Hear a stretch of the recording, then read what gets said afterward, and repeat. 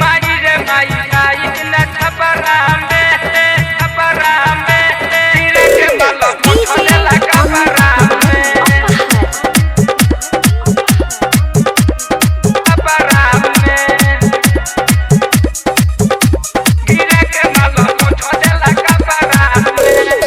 सोनपुर हाजीपुर मुजफ्फरपुर देवरिया गईनी हम सीतामढ़ी और मोती हरिया। हाँ हाँ सोनपुर हाजीपुर मुजफ्फरपुर देवरिया गईनी हम सीतामढ़ी और मोती हरिया।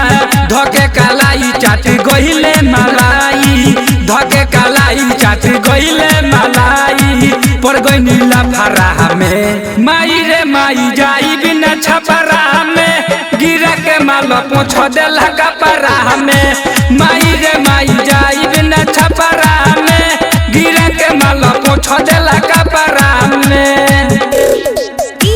माई रे माई आई न छपरा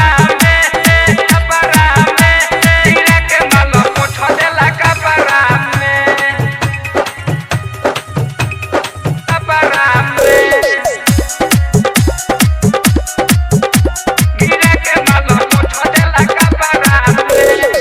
छुए के छोड़ देला जिला दारा भांगा भई शिवन या गोपालगंज में डांगा। हाँ हाँ छुए के छोड़ देला जिला दारा भांगा भई शिवन या गोपालगंज में डांगा। शरण में हो गइल बा मारा मारी शरण में हो गइल बा मारा मारी नामी हो खचारा में माई रे माई जाई बिना छपरा में गिरा के माल पोछ देला कपरा में माई रे माई जाई बिना छपरा में गिरा के माल पोछ देला कपरा में।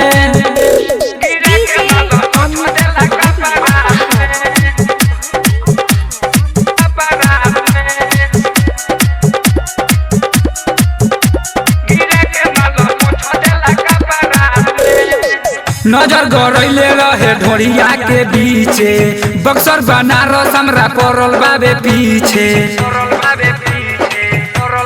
हाँ हाँ नजर गड़ैले रहे ढोरिया के बीचे बक्सर बनारस हमरा पड़ल बाबे पीछे।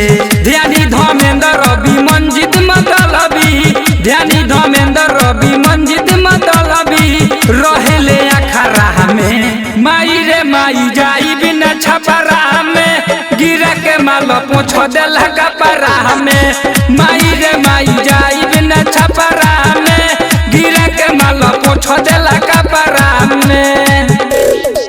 सोनपुर हाजीपुर मुजफ्फरपुर देवरिया गईनी हम सीतामढ़ी और मोती हरिया।